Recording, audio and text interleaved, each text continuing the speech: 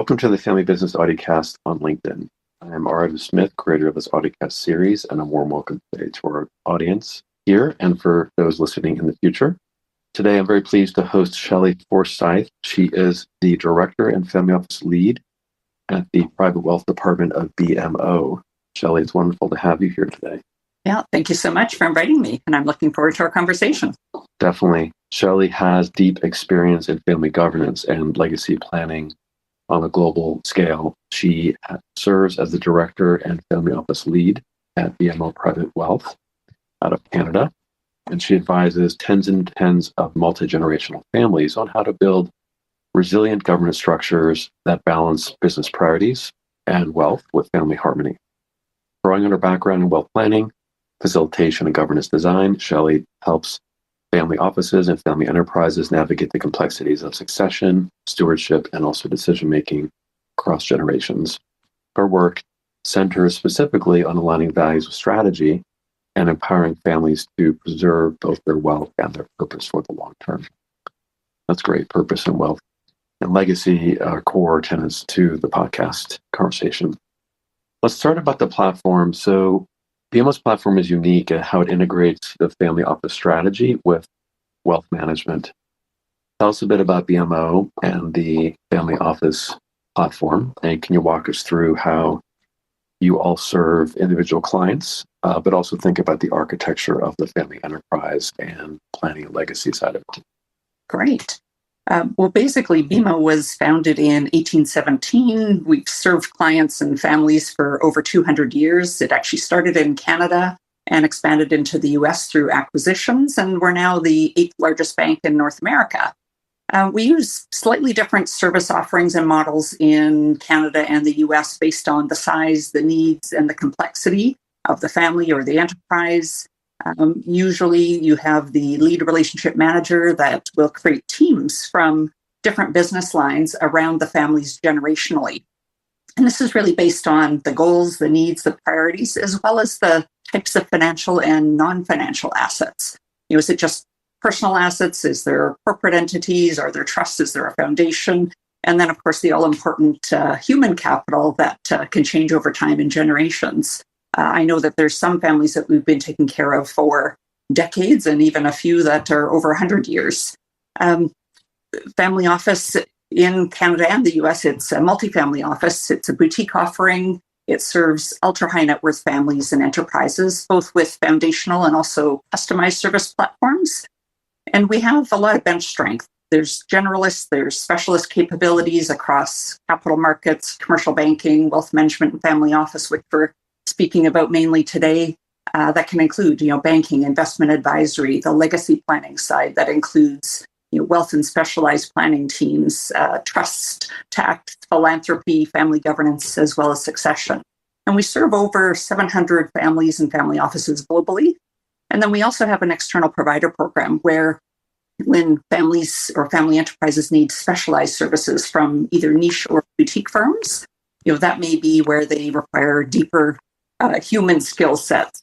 Maybe there's addiction or mental health issues that need to be addressed.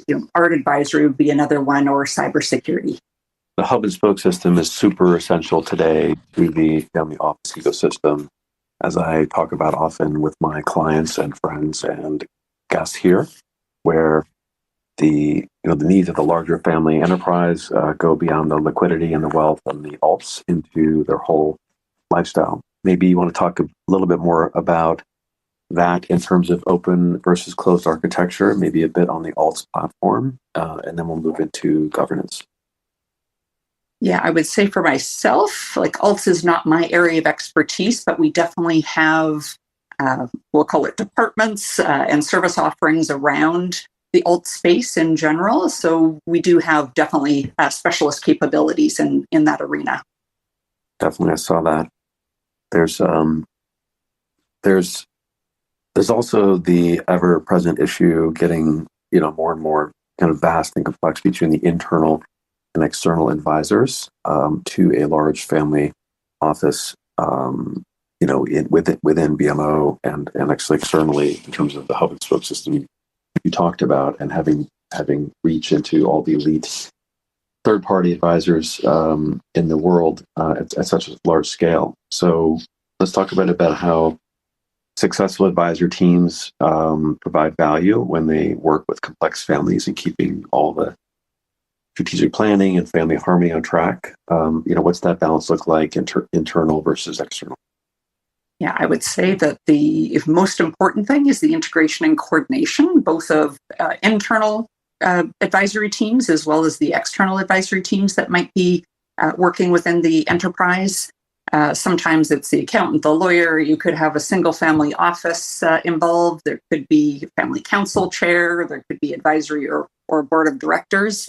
And really, we're there to help them navigate sort of the ongoing family wealth and enterprise and how to evolve and adapt and grow over time. And I would say that who is leading or co-leading specific mandates or projects is important, because different perspectives and expertise can really benefit all.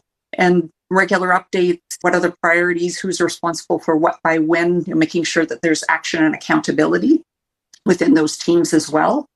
But I would usually start with, who is actually on their advisory team, what roles and responsibilities are they fulfilling, whether it's to individuals or collectively as a family or broader enterprise. And sometimes you'll have families that, for certain pieces, they have silo advisory teams.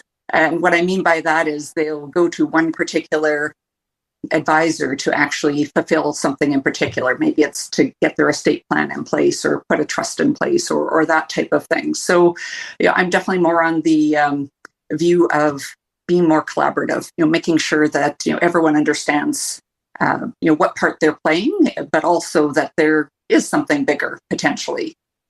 Advisor summits would also be something that I recommend, because being able to bring together those various disciplines of technical and soft skills can really help move families and family enterprises forward. And sometimes you're really managing personalities, sometimes it's egos, sometimes it's a livelihood based on compensation models. So taking that all into account. And sometimes having a team charter can be a good way to go, because you want to make sure everyone's on the same page in terms of confidentiality and conduct and being able to share information and how everyone is actually compensated. I would find that it's very broad in the sense of how we're actually serving families, but I would say collaborative and making sure that we're integrating and coordinating as much as possible is best practice. Yes, for sure. We talked a lot about collaboration on the show with some of your colleagues in the industry. For example, Phil Strassler, Elizabeth Bagger from Hippocampus. We discussed that, I think, also with Emily Bouchard and Jim Benedict at the time, Jim Grubman, this concept of collaboration. And then separately, in terms of the advisor summit and bringing people together, we've also discussed that with some of the experts that bring more boutique services to large families. Recently with Richard Wolkowitz, we discussed that. And I think we also discussed that with Wendy Diamond and Angela Robles and Christina Wing. So these are consistent themes. I think it's useful to talk a little bit more of the architecture of those summits, or let's say the intellectual capital gathering. And because you focus on intergenerational wealth and the continuity of that wealth, there's such a huge transfer of wealth happening, as we know. Gen Z, the millennial generation, the massive transfer of wealth is a big issue. So I'd love to hear your thoughts on a little bit more of like constructing this intellectual capital around the family, and how do you help families uncover and align around their vision with the advisory resources, and then also talk about how you can blend and sort of gather different voices within the family. I would say that every family or enterprise is really a puzzle. And this is where you look to put together the different pieces. And I usually start with the edge pieces. You want to be able to understand bigger picture and then be able to conduct a bit of a diagnostic to determine if or how you can be helpful as part of the advisory team. And sometimes this is where are you entering the system from a financial or non-financial perspective. I would also say that sometimes you really want to understand, over and above the advisory team, who within the family are kind of the champions or the glue, because that can really help determine, where to go next. So I always try to uncover as much information as possible. I'm a detail gal because I want to understand where are they on their journey, what's their generation, where are they starting from, where are they trying to get to, who's on the advisory team, how are the family relationships, how are they staying connected, what's the purpose of the wealth and also the family, and really what are the hopes, dreams, and aspirations individually, but also collectively from a family or enterprise perspective. So I find being able to take a look at that bigger picture and really understanding what kind of governance or structures are in place already is very helpful. And then you can help them determine what else they might want to consider next. And I was actually at a conference in California just late last year, and it was actually wonderful to see the peer-to-peer connectivity as well. So over and above, you have your advisory teams that are helping family enterprises. Having families be able to educate themselves and be in a peer-to-peer learning environment. So it was so wonderful to see these families with different generations actually educating themselves and seeking assistance for their unique journey and priorities, so that they can help their advisory team help them move forward in general. And I would also say that from a continuity standpoint, it's going to be different as well, based on what the enterprise actually looks like. Sometimes you'll have operating businesses, but if you actually sell the operating business and now it's more wealth, how are you keeping everyone kind of bought in or opted in or out, to stay engaged and focused on being together? I find sometimes giving them the options and the choices to consider is also important from a continuity perspective, because sometimes they won't see dispersing capital by branch as unsuccessful, because what is their view of what success actually is? So I remember dealing with a family where by generation 3, they had dispersed by branch. And so now you had generation 4 to 6 that was managing each separately by branch, but then they still had co-investment opportunities. But they still gathered and maintained the connection with the bigger, broader family through biannual family reunions. So they didn't actually look at that or the continuity part as being unsuccessful, but now they've just done it in a different way. That's fantastic. Thank you for that clarification, highlighting the importance of, let's say, elite external advice that can complement what the family knows and what their private bankers and wealth managers know. So that collaborative approach is really important, especially as these portfolios and the holdings get more extended across generations. They also get larger, and there's just a lot of wealth to be handled, especially when the company is sold. Talk a bit about the liquidity situation when a lot of wealth is created, which I see often, having been in merger and acquisitions and in consulting families on preparation. You talked about this flexible roadmap, when it comes to legacy planning. So, there are trade-offs in creating a roadmap between being adaptable and having structure. I think it becomes particularly essential when there is a preparation for a major liquidity event. I'd love to talk about that now with you.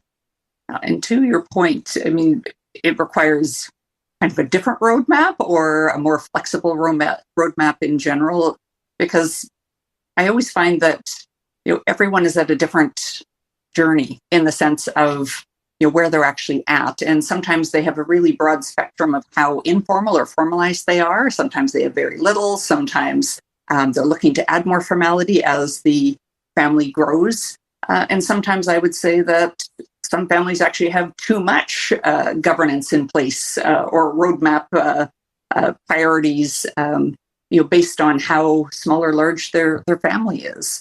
So what I would say is reviewing regularly, assessing, is it still serving the objectives and the purpose? What's working, what's not working? Are there different options that should be considered or explored? I always find as well that you're really having a good conversation about, are they keep it simple kind of people, or do they mind adding a layer of complexity? And is there a cost benefit as well, in the sense of how much they're looking to put in place from a structural standpoint?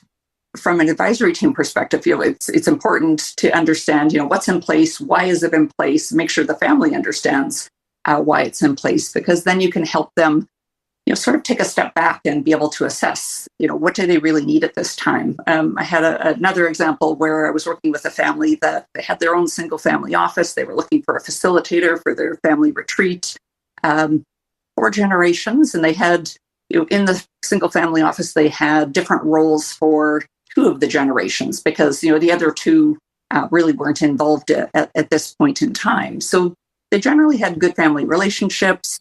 But when I went through the interview process, it was actually interesting in that Next Gen really didn't have a lot of recall on the previous work that they had done because so much time had passed between meetings and when they had actually dealt with previous consultants as well. And so it was interesting was getting them to now reassess, for example, their family charter. Well, is it really serving them? And again, they didn't have a lot of recall on it. So it was now, well, let's take a look at what should your action plan be for the now plan? Maybe it makes sense to amend your family charter and have it become a little bit simpler for now, with the view that you could add the additional infrastructure in the future. So I always find that every family is kind of a little bit different in terms of what they have from a foundational standpoint, but also where things have been customized specifically for them. And again, does it fit where they're at and where they're trying to go? Let's walk through a brief example theoretically. So let's say you have $1 billion family or with a $1 billion company, and next year they're going to sell that. And let's say there's a G1 and G2. So in that case, most of the time there is a single founder or a family of founders, and there's a G2, and G2 might be in the business or might not, but there's going to be some significant wealth created. That involves the lawyers, that involves the accountants, of course, investment bankers, liquidity, trust and estate, and allocation issues. And then there's also, the as you said, the charter and what's going to happen with those funds. And that also triggers, of course, the sociological and psychological elements of that event happening. Maybe just walk through that with us as a case study for a couple of minutes. Yes, the elusive sale of a business and the emotional impact that can have on the founder, as an example. And are they ready to actually go through that journey? Because have they really thought about things from how that's going to change things from a personal, but also from a financial perspective, but also the bigger, broader family? And have they done some deeper thinking around that? And so I always find helping them think about these things well in advance, like even before you get to the point of thinking about selling the business, so that they can really think about what would that diversification look like? What do I need to be thinking about to prepare myself, but also how do I prepare my family? What other advisory team members need to be thought about? Because over and above, it's great to get the best tax result and have your legal team preparing the legal documentation and what have you. But there's that emotional component that goes along with it, and getting everyone prepared and on the same page in terms of what this could actually look like and what could it actually mean. And it's a process. It's a journey, and it's more of an art than a science when you're actually thinking about potential shared responsibility in the future for what this could look like for the family. Yeah, totally agreed about that blend of soft and hard power and issues, and helping the founder navigate the preparation, and also their children. When the company is sold, are they going to want to stay in that company or try to stay in the company, or just move on with the next stage of life? And that's a big change for everyone, especially the 20, 30-year-olds where the identity is really tied to their company, and their parents' company or their grandparents' company. So there's an emotional attachment there, tricky. And there's also the confidential side of just discovering with the family conversations, what is behind the scenes, and what are some of those areas that elite advisors like yourselves, in the private banker role, the wealth manager role, the relationship manager role, what are some of these discovery areas that that bring out these hidden dynamics or misperceptions, around the experience? Just nothing confidential, but just what are some of the hot topics that come up, and then how do you address them and incorporate them to the advisory role? Yeah, what you're referring to there is, what kind of discovery process are we looking to have with the different family members to kind of get a temperature check on what's on everyone's minds? Because to your point, like, the founder is going through their own emotional journey, but over and above that, what is everybody else thinking about? Was that a legacy asset? Was there any feedback asked for? So I find that by at least going through the process of starting with questionnaires and then also having interviews to be able to get them to, dig a little deeper in terms of how they actually answered the questions. And, this discovery process, it really requires acute learning or listening to understand and not really to respond, and, have those follow-up questions so that you can really determine, how they're feeling about things, and get them to have a voice in a very safe environment versus in front of others, because sometimes they're afraid to bring things up in front of others to cause issues that weren't intended. So having them be able to share their perspectives, sometimes this is where unresolved issues can surface, or maybe there's unmet needs or expectations. Sometimes they're sharing that their family or the business, have tried consultants or therapists or counselors in the past to deal with a specific issues. And this is usually where, families, they don't really want to advertise that. So sometimes by going through that confidential discovery process, it can kind of bring forward, further insights into what's kind of really going on. I'll give you another example of, a family that, it looked fairly straightforward on the surface from, a financial and a family background perspective. There was no operating business, so it was really just wealth at this point in time. And, the family wanted family governance. So going through that chemistry meeting, it was online to start with, to kind of understand a little bit more about what they were looking for, and, understand the purpose of the wealth, and, thinking about what were the different ways that we could look to assist. And so by going through that process, they wanted to go through the interview process, which was great. But by going through that interview process, it uncovered many unresolved issues. The family had tried family therapy in the past. There was a lot of different dynamics at play.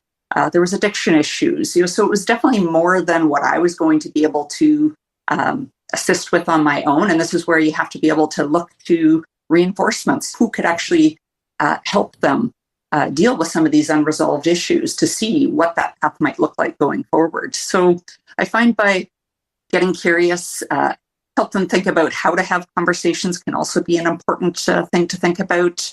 And I find that there's usually an acute curiosity as well, that they want to get educated and they want to hear stories about what other families are doing, because they often don't know what they don't know. So succession is also framed as a leadership issue, not just a event issue. And you've discussed that it's equally about being aware, having emotional awareness, but also team building.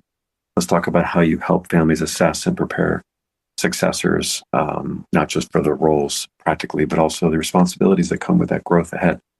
Yeah, with succession, really, it's not a one and done conversation. It's a series of conversations, and it could actually be over years. And it really is more of a process, more of an art than a science. It's definitely a shared responsibility. There's a lot of steps in the process that need to be sort of thought about, and being able to kind of assemble that team to co-create plans and help with that preparation. Because anytime we're looking at different roles and responsibilities, and is it management, is it ownership, what does that actually look like? Because it might require different team members being brought to the table to assist. And, if I go back to what steps might look like in the process, well, what's the vision for the future? What does the business need if there is an operating business, or what does the enterprise need? But also individually, what does everyone need? And being able to help them go through a bit of I call it a SWOT analysis, to look at strengths, weaknesses, opportunities, and threats. And I would say succession often comes up in those SWOT analyses, if it's not already been identified. priority item.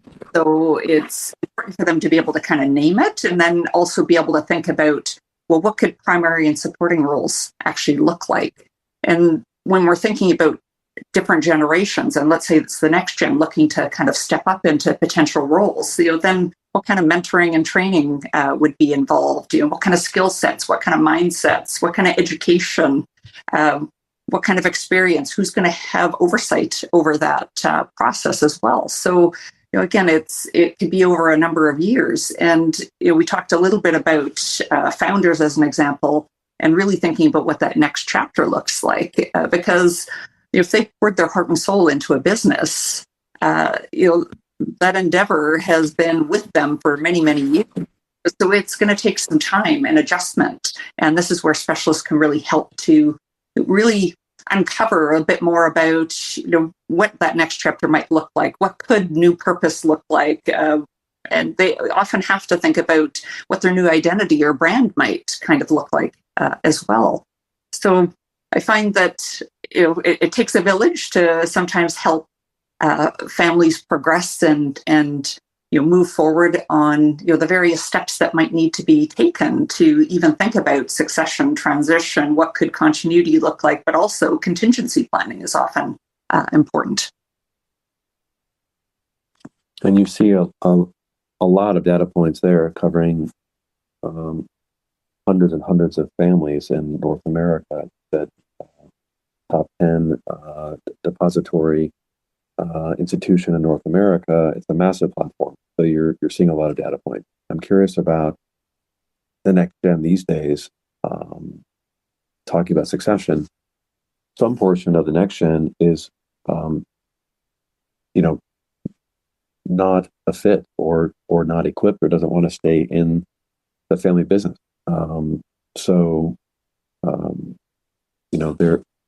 I've seen situations where the founders, the parents, want the children to stay involved and run the business, take over the business, but they may not be equipped, or they may not have the interest, or they don't want to continue to work for their parents. And of course, a sale will accelerate that issue. But just in terms of the ongoing business, what's happening out there with the next gen in those two directions? One is how many are equipped and want to stay in the business to take it over and run, and how much are sort of transitioning out into their own lifestyles.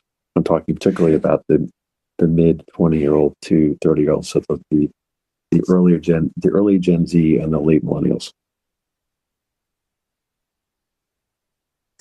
Yes, next gen, it can be, to your point, 20-year-olds, it could be 30-year-olds, it could be 40-year-olds, it could be 60-year-olds when we're really thinking about it.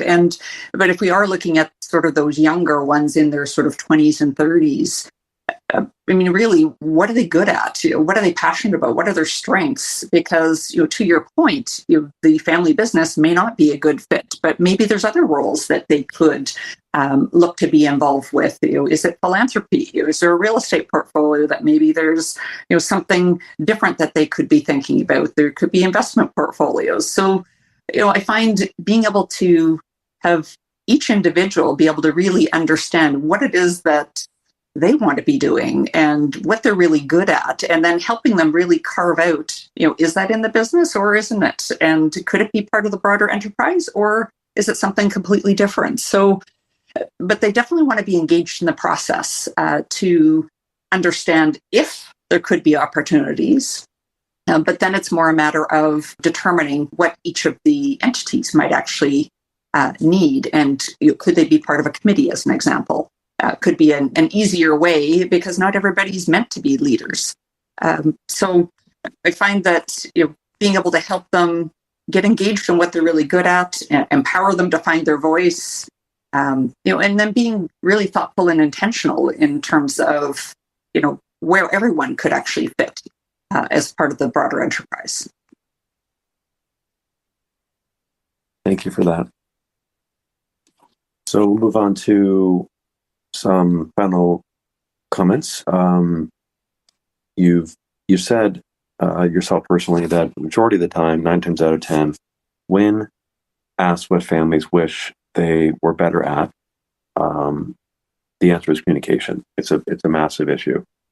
So let's talk a bit about the methods that you've seen work for families to enhance communication and, factoring in trust and vulnerability and these external advisors and breakout sessions and sort of creating the environments for conversation. What have you seen work to, let's say, move from a more demure or withdrawn state into more real dialogue?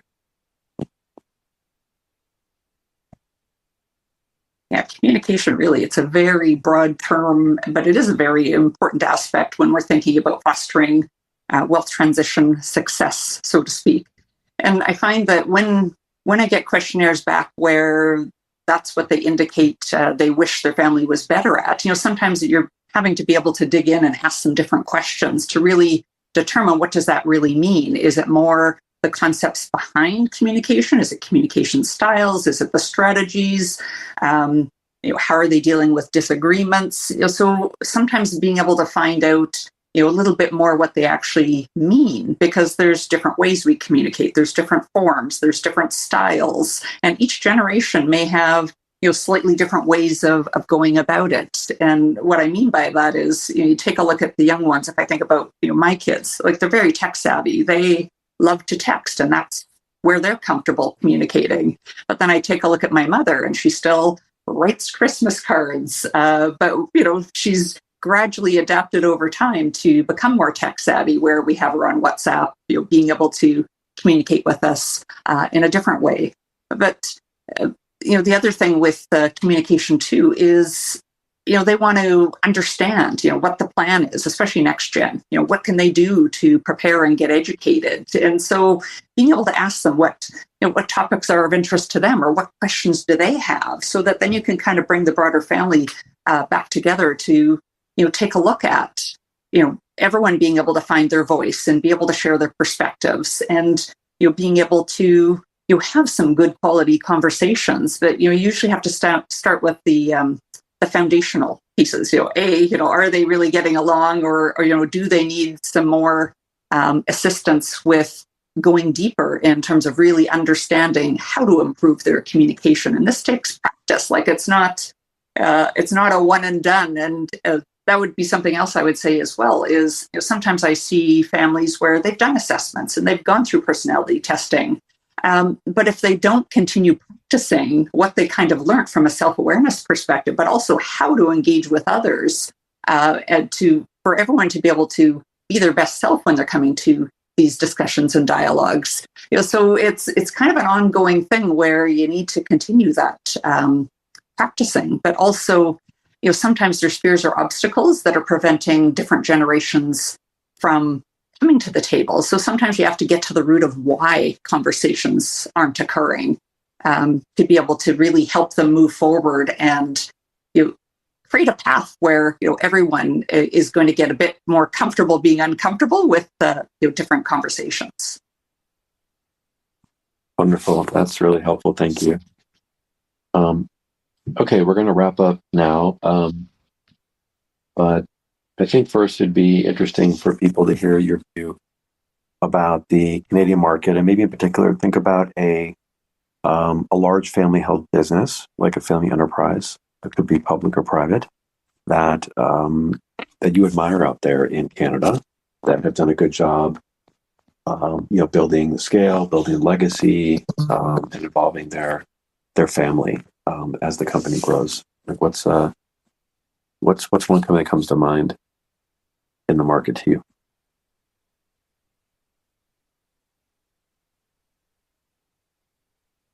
Good question. And I guess it would depend on what sector, because I would say that in Canada, there's a lot of real estate families where, that might be kind of their mainstay, but then they've diversified into other things to be able to allow, their family to kind of expand and diversify, how they're actually managing the overall enterprise. So I don't know that I could say that there's one. There's many. But I would definitely say that there's a lot of them out there that are doing great things. They're finding ways to work towards the strengths of everyone in their family. Often they're very involved in their communities or from a charitable perspective.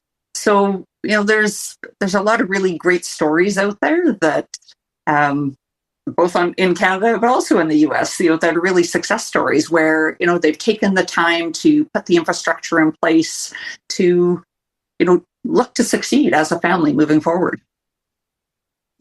Yes, and the relationship between Canada and the US is super important and very robust, and it's important for all of us, I think, to respect and appreciate that going forward, regardless of the winds of political change. It's sort of neighboring brethren and a powerful, large country with tons of resources and a wonderful neighbor. So it's great to involve you in this conversation, and I've worked with many Canadians, both in M&A and family office as well. I've enjoyed working with them. So it's great to have you today. I hope you enjoyed the podcast. Where would you like people to reach out to you in case they want to discuss BMO and the wealth management side? They can reach out to me on LinkedIn, and then happy to carry on the conversation. That sounds good. Hope that those interested in the conversation today and BMO and its expanding resources can reach out to Shelley. Great to have you on the show. I'd like to thank you personally, Shelley Forsyth, joining today, as well as our guests on the Family Business Audiocast. This is Artem Smith signing off. Stay tuned for the next episode of the Family Business Audiocast on LinkedIn.